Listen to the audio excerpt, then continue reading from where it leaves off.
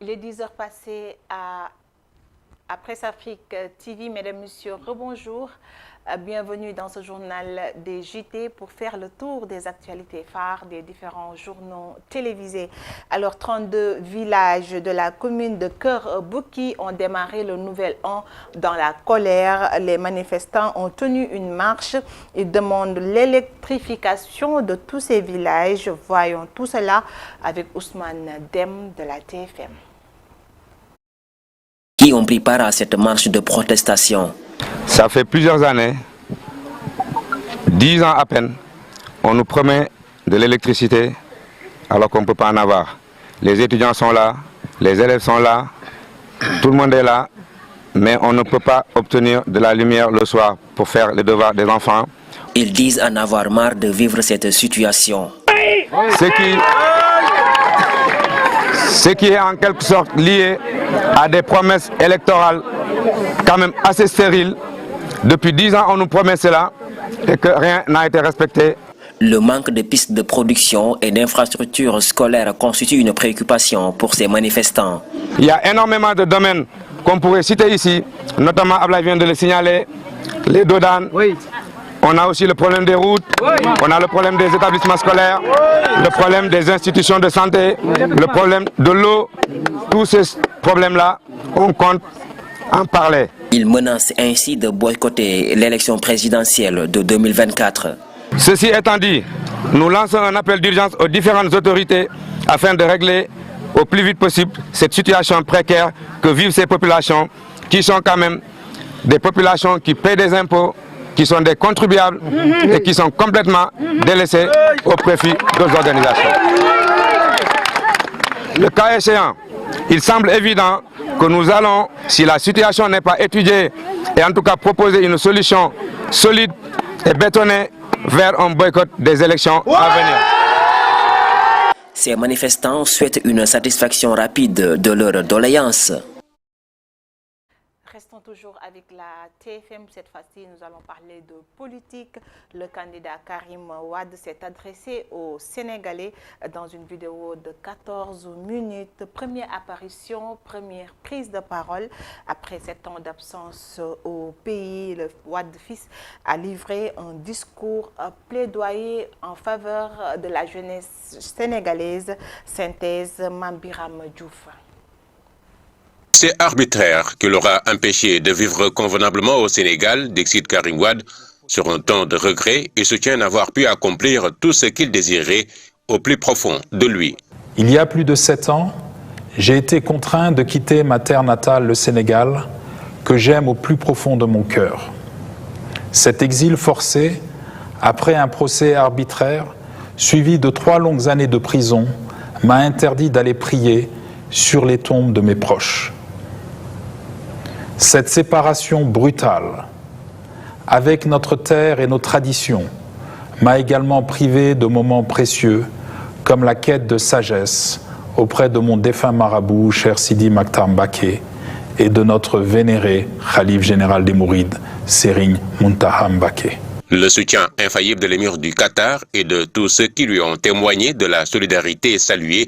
Il ne nourrit aucune rancœur, prône la paix et rappelle les défis à relever tel l'emploi des jeunes, le phénomène de l'émigration irrégulière. Alors que mon exil touche à sa fin, je me tourne vers l'avenir avec espoir.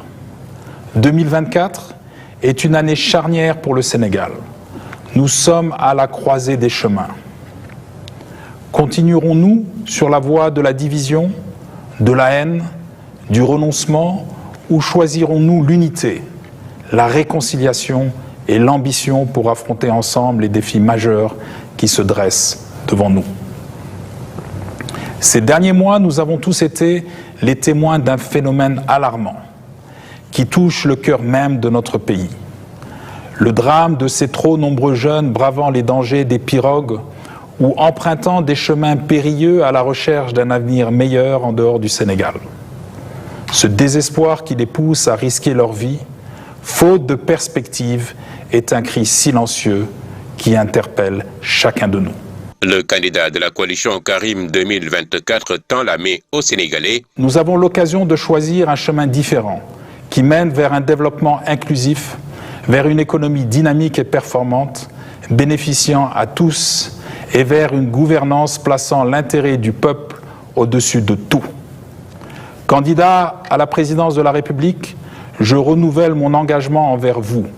Je suis résolu à travailler pour un Sénégal uni, où chaque citoyen pourra réaliser le projet qui lui tient à cœur, où l'égalité des chances ne sera pas un simple idéal, mais une réalité concrète. Son retour au Sénégal pour bientôt, Karim Wade ne cache pas son émotion et son engagement pour bâtir un Sénégal nouveau. Mbacké, la rétrospective de l'année 2023 dans cette région met en évidence des événements qui ont marqué cette année. Il en est du meeting organisé par le PASTEF à Mbacké, des opérations de déguerpissement à Touba et les difficultés rencontrées par les Baye Fall pour veiller à la sécurité de la ville sainte de Touba, des inondations, l'insécurité et les mouvements de grève ont également marqué les événements au Baol. Correspondance Pape Sayer Mbaye et Bekay Ndiaye de la 2STV. L'année 2023 a été marquée par des événements politiques dans la région de Diourbel. Le meeting du parti dissous d'Ousmane Sonko, le PASTEF, les Patriotes à Mbacké, a été interdit par le préfet, ce qui avait entraîné de violents affrontements entre les partisans d'Ousmane Sonko et les forces de défense et de sécurité.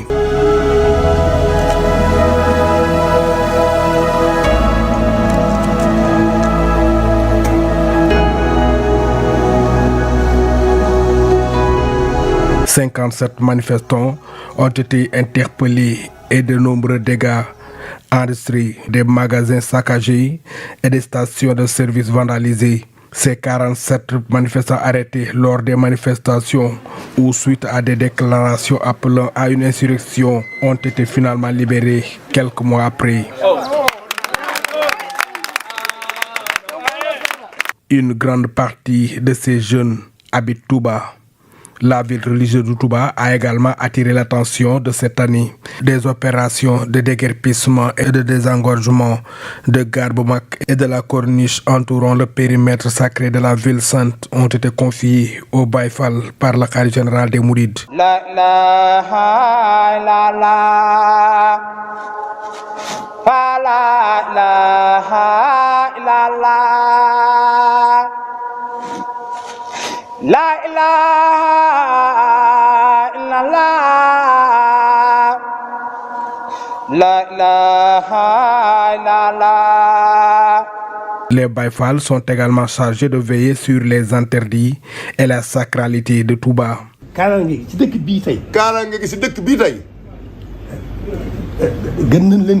Nous vous confions la sécurité de la ville. Ce qui nous dérange le plus, c'est la politique. Il faut y veiller.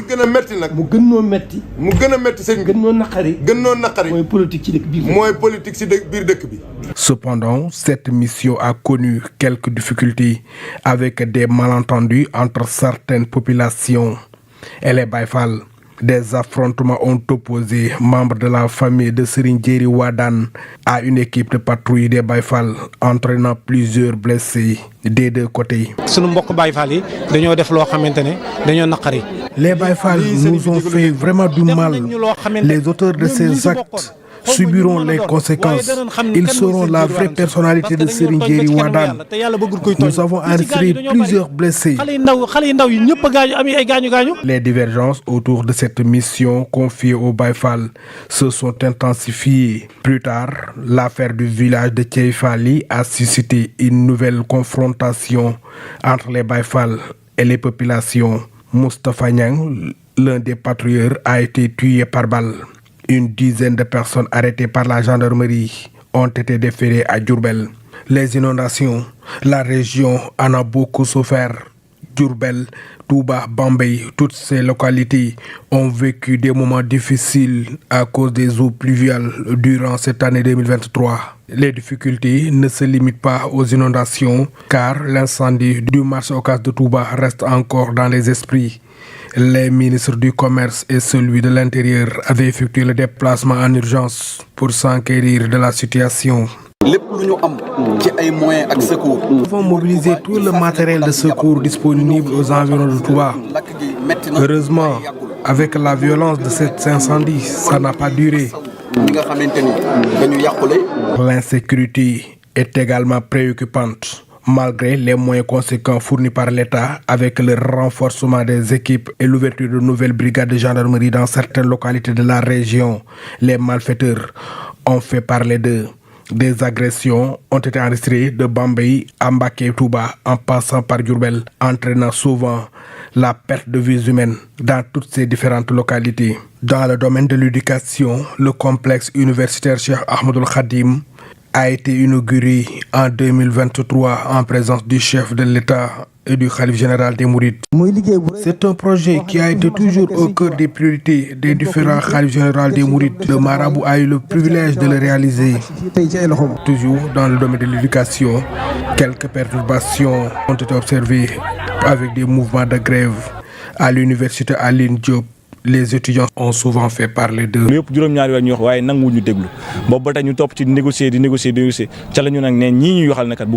L'université Alioune Diop, l'UADB, la seule université publique de la région, a changé de recteur. Le professeur Ibrahim Faye a remplacé le professeur Mahi Diaw à ce poste. En nécrologie, Serigne Cheikh Ndiaye Mbeng de la communauté Baye Fall et Sokhna Gadou Boussou nous. Reparlons du message adressé à la nation par le président de la République Macky Sall en son nouvel an. Le chef de l'État est revenu sur les importants moyens investis dans le secteur de l'éducation, de la formation professionnelle ainsi que de l'enseignement supérieur. Seydina Alioune Tall a fait le point. L'éducation, la formation et l'enseignement supérieur demeurent des priorités pour le chef de l'État. Le président Macky Sall a, dans son discours, rappelé que le capital humain est au cœur des politiques publiques.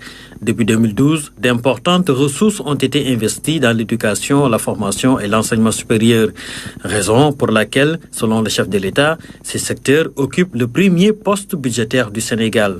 En 10 ans, la carte scolaire s'est considérablement élargie avec la construction, l'extension et la réhabilitation de plusieurs établissements scolaires. Un élargissement accompagné, comme l'a souligné le chef de l'État, d'un important programme de recrutement d'enseignants et une revalorisation des salaires des enseignants portés à un niveau sans précédent. Le président de la République a réaffirmé son soutien à la communauté éducative des Dara. Sur ce point, 500 enseignants des Dara ont été recrutés cette année. S'y ajoute une enveloppe de 6 milliards CFA pour les Dara et la mise en place de la direction des Dara à la place de l'inspection des Dara. Depuis 2012, des acquis notoires ont été enregistrés, mais le chef de l'État invite dans son discours à aller encore plus loin afin d'améliorer les performances de notre système éducatif et l'adapter aux réalités de notre temps, faisant référence à l'intelligence artificielle. Former plus de ressources humaines, un défi que s'est posé le chef de l'État, un défi qui est en train d'être relevé grâce notamment à la création de lycées d'excellence, de classes préparatoires aux grandes écoles, à l'érection d'instituts supérieurs d'enseignement professionnel ISEP et de centres de formation technique et professionnelle. Tout cela réalisé en seulement 10 ans. Ces efforts soutenus sont restés constants. Le Sénégal comptait 2 universités et 3 centres universitaires régionaux en 2012. Le chef de l'État a rappelé que depuis son avènement à la tête du pays, il a érigé les centres universitaires régionaux de Bambey, Thiès et Ziguinchor en universités logées dans leurs propres locaux. Il a également construit 3 nouvelles universités, l'université Amadou Mahtar Mbow, l'université El Hadj Ibrahima Niass et l'université numérique Cheikh Hamidou Kane, sans compter le campus franco-sénégalais. En janvier va démarrer la construction des universités Souleymane Niang de Matam et Sénégal oriental. Cet élargissement de la carte universitaire a été mené parallèlement aux investissements dans les équipements pédagogiques. Rien que pour l'année 2023, près de 55 milliards CFA ont été alloués aux équipements pédagogiques. Le chef de l'État est revenu sur le recrutement important d'enseignants, la revalorisation des salaires et les avantages accordés au personnel, toutes catégories confondues. À cela s'ajoute l'amélioration des conditions d'études des étudiants par la construction d'infrastructures d'hébergement et de restauration. Le Sénégal fait partie des rares, sinon le seul pays où tous les nouveaux bacheliers qui en font la demande sont orientés. Un pays où tous les étudiants bénéficient d'une bourse ou d'une aide. Chaque année, 82 milliards sont alloués aux bourses ou aides aux étudiants. Cela s'explique, selon le chef de l'État, par la volonté d'instaurer un système éducatif de qualité. Engagé il y a une dizaine d'années, la diversification et la professionnalisation des filières se poursuivent. C'est d'ailleurs un de nos défis du présent et de la prochaine décennie, selon le chef de l'État. Le président Macky Sall, qui a invité la jeunesse à ne point céder au mirage tragique des réseaux de l'immigration clandestine, car, dira le chef de l'État, c'est ici, au Sénégal, chez nous, que l'avenir. Avec moi sur ce plateau, Moulay Mboup, pour vous donner les informations sous-régionales.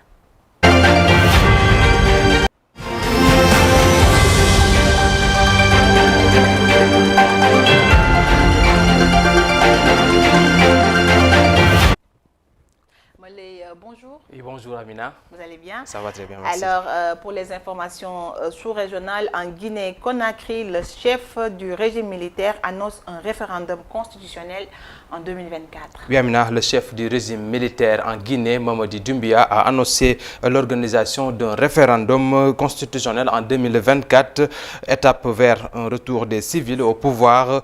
Plus de 2 ans après le coup d'État qui a renversé le président Alpha Condé, il a promis une constitution qui s'inspire du pays pour bâtir ensemble notre avenir. Le chef des militaires à pouvoir a également indiqué que les personnes nommées par l'État seront prochainement désignées pour diriger les conseils municipaux élus en 2018 et dont les mandats s'achèvent au premier trimestre de 2024.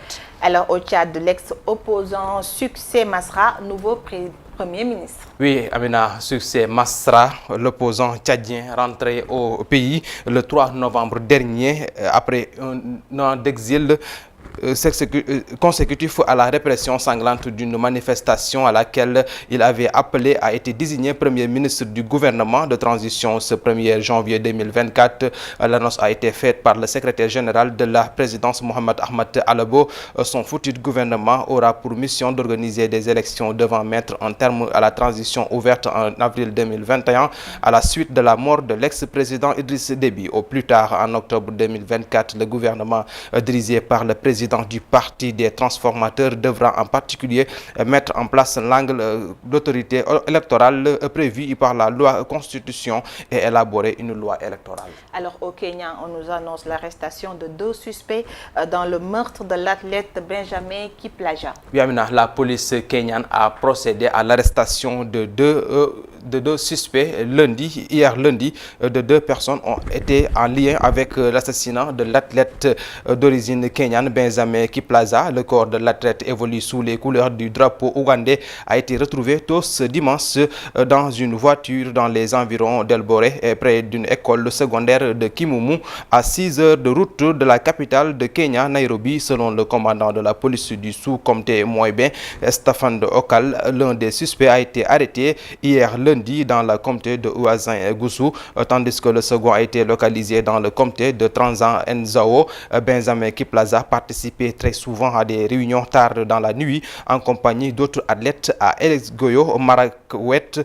Pour les policiers, les suspects auraient suivi la route de Kiplagat avant de commettre l'irréparable. Alors on termine avec cette possible hausse du prix du carburant en 2024 au Cameroun. Oui, le Cameroun s'apprête à connaître une augmentation du prix du carburant en cette année de 2024 après celle de l'année dernière à l'occasion de son discours de fin d'année prochain prononcé le 31 décembre dernier. Le président camerounais Paul Biya a annoncé une possible hausse du prix de la pompe, déclaration qui intervient au lendemain d'une pénurie de carburant super dans le pays. Paul Biya a promis d'intensifier la route contre la corruption. Alors, merci beaucoup, Molé.